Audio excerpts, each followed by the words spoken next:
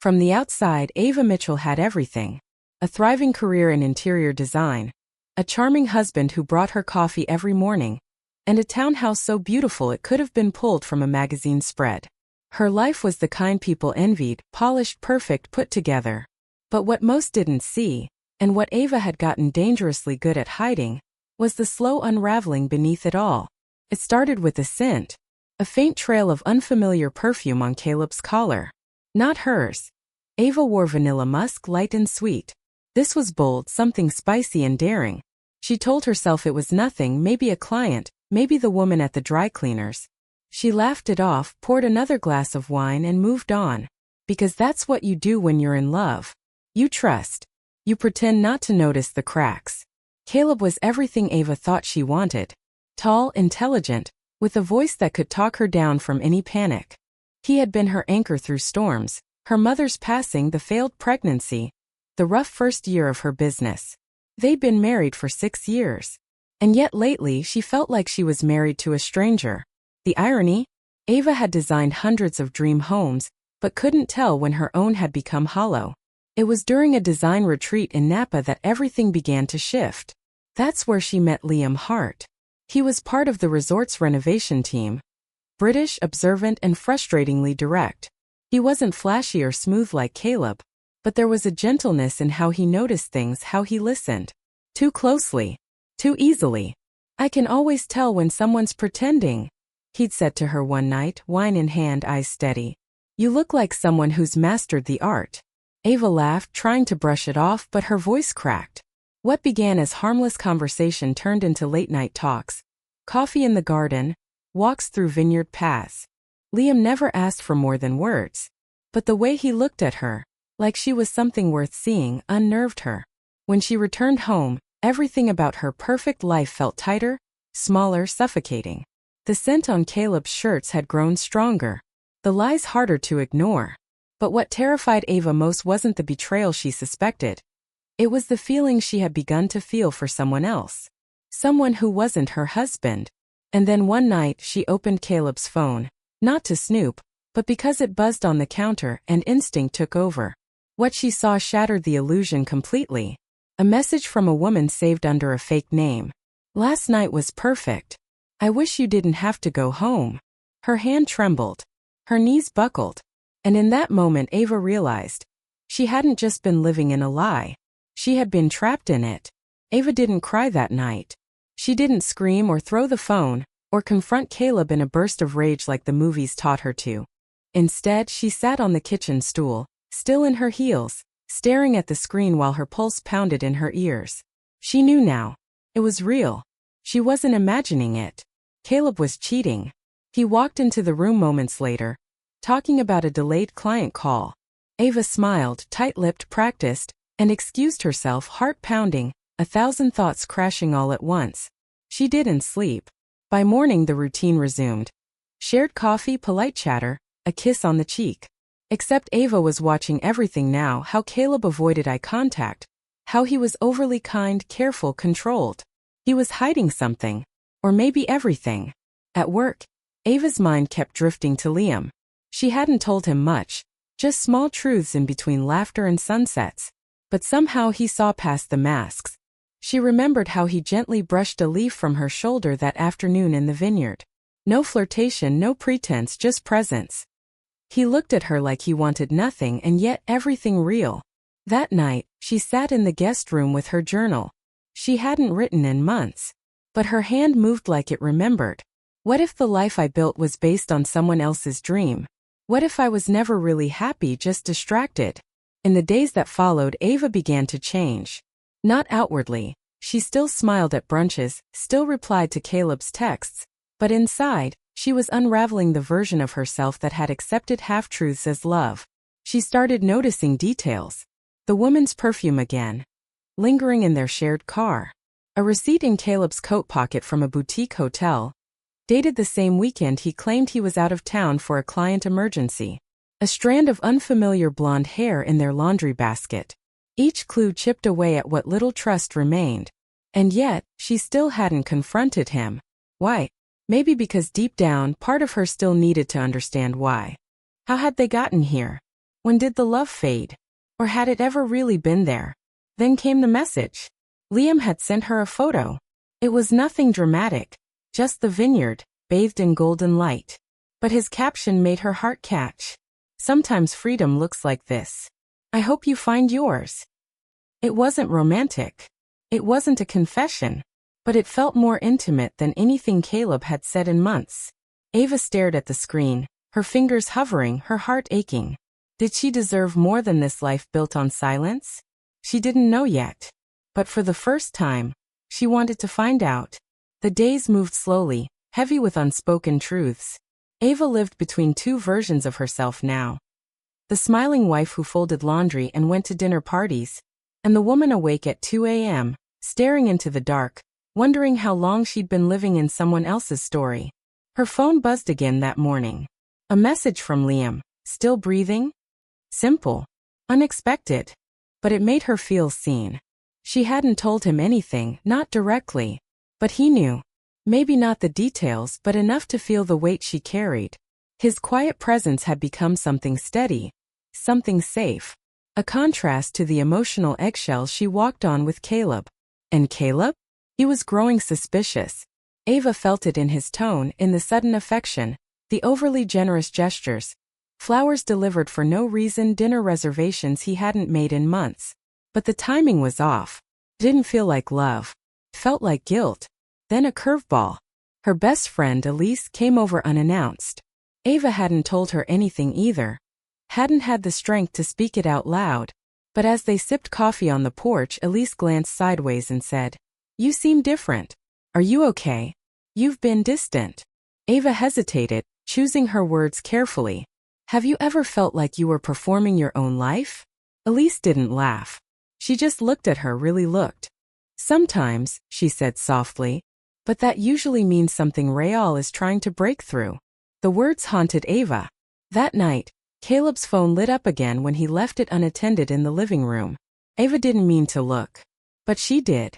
And what she saw made her blood run cold. Not just one woman. Two. There were messages, some recent, some months old.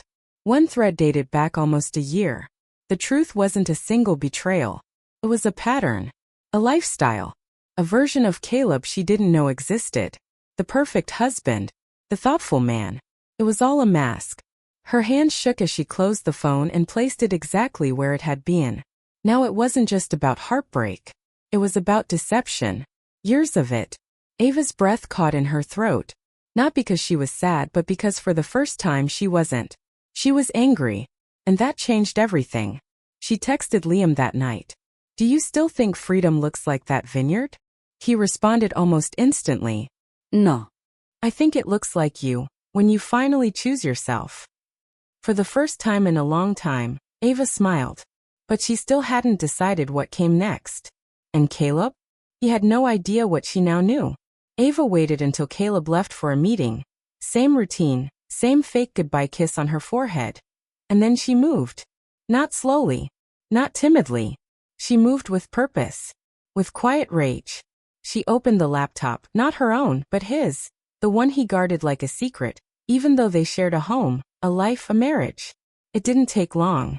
The password was still her birthday. That was the cruelest part. How easy it was to break into something that had already been broken for so long. Email. Hotel receipts.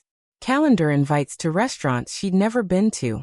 Even a saved folder labeled clients, filled with pictures that had nothing to do with work. She felt like she couldn't breathe. She closed the laptop and stood in the middle of the room, her whole body shaking, but not from sadness this time. From betrayal. From fury. From the sharp realization that everything she had sacrificed for this marriage, her time, her dreams, even the children they never had been built on a lie. Her phone buzzed. "Liam.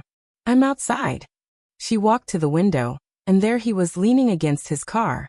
His eyes met hers, calm, steady, waiting. He didn't know what had happened, but somehow he did. He always seemed to feel her unraveling, even from a distance. She stepped outside, not saying a word at first. The silence between them was thicker than any words could cut through. Finally she whispered, "I think it's over." Liam looked at her gently. "Then it's time to stop surviving and start living." Ava bit her lip, eyes welling, but she didn't let the tears fall. He didn't just cheat Liam.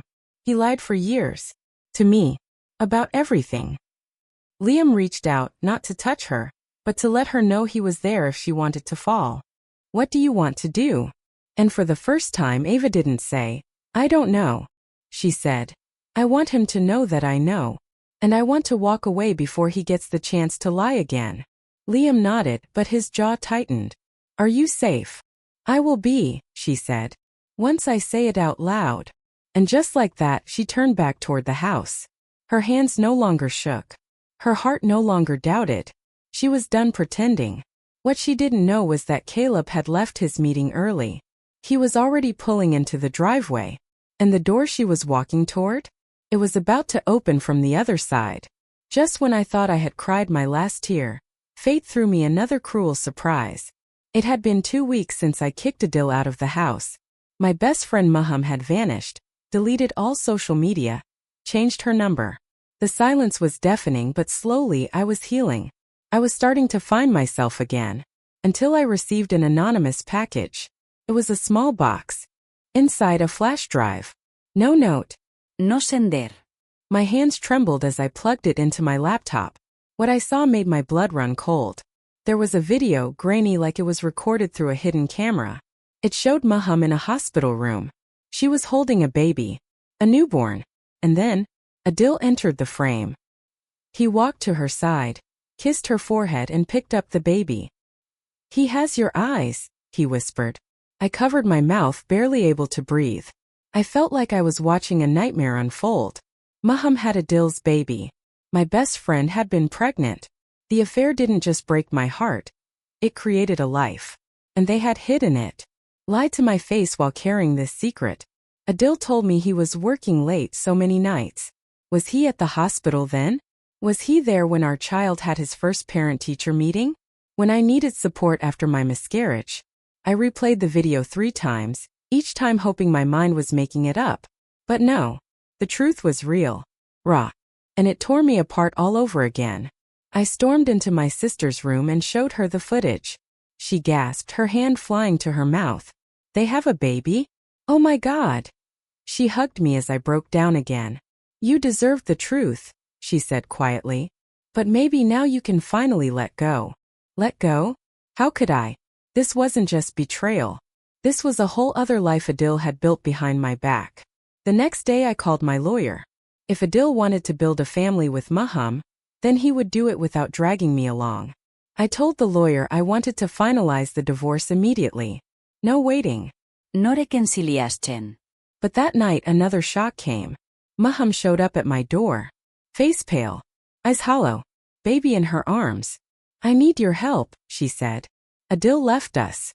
He's gone. I stood in the doorway stunned. Maham held the baby close to her chest. Her face was pale, her eyes swollen from crying. Please, she whispered. I have no one else. He left us. Adil left. For a moment I couldn't move. Couldn't think. The woman who'd betrayed me, my best friend, was now begging for help. With the child she had with my husband. She stepped inside before I could stop her. He said it was all too much, she continued. That he never wanted this baby. He just wanted to be free. Ister daher. And what about me, Maham? When you were sneaking around with him, did you think about what I wanted? She flinched. I had imagined confronting them so many times. I thought I'd scream, break things, curse them both. But instead I just felt empty. You don't get to ask for my help, I said, my voice low. You destroyed my marriage. You destroyed me. I know, she whispered.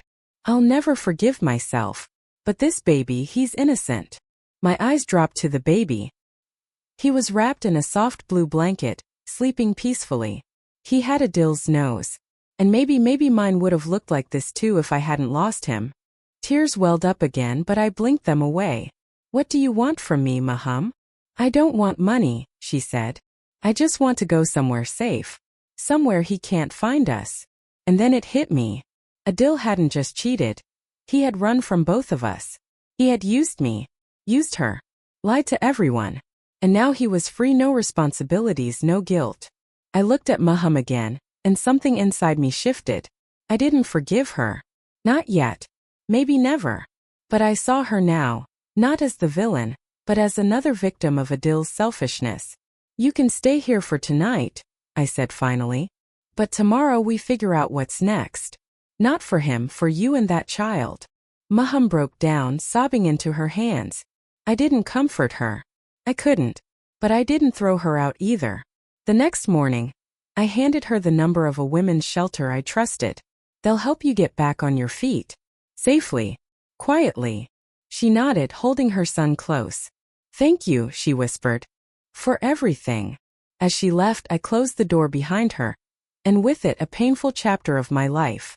And just as I thought it was over, a message popped up on my phone. Unknown number. You think it's done? You don't know half of it. My heart skipped a beat. After Maham left with her baby, silence settled over my apartment. I stared at the message on my phone. You think it's done? You don't know half of it. For a moment I panicked. Was Adil threatening me? Trying to scare me into silence? But when I traced the number, I found it belonged to someone else. Adil's ex-fiancée. The one he was engaged to before he met me. She'd found me through a mutual connection. We spoke the next day, and what she revealed changed everything. Adil had done this before. She told me how he had cheated on her too. How he left her emotionally broken, then ghosted her completely. He had a pattern, a cycle. He would love bomb women, lie his way into their lives, and when it got too real or too hard, he'd run. I wasn't the first. Maham wasn't the first. But I would be the last. That's when I realized. This story wasn't about him anymore. It was about me. About choosing myself after being lied to, used, and left behind. I blocked his number, deleted every trace of him from my phone, and told my lawyer to finalize the divorce with no further contact. No more chances. No more waiting. Maham and I haven't spoken since she left. I don't blame her anymore. I don't trust her, but I don't carry hate in my heart. That part of my healing came slower, but it came. I started therapy, focused on my career, rekindled friendships I had lost while drowning in that toxic marriage. I even traveled alone. Something I'd always wanted to do but never had the courage to. Adil? I don't know where he is. And I don't care. Some stories don't need a revenge arc. Sometimes healing and moving on is the most powerful closure you can write. This experience taught me the importance of self-worth, of setting boundaries, and of listening to red flags the first time. I learned that betrayal doesn't define you. How you rise after it does. I may have lost a husband and a best friend, but I gained something far more valuable, myself.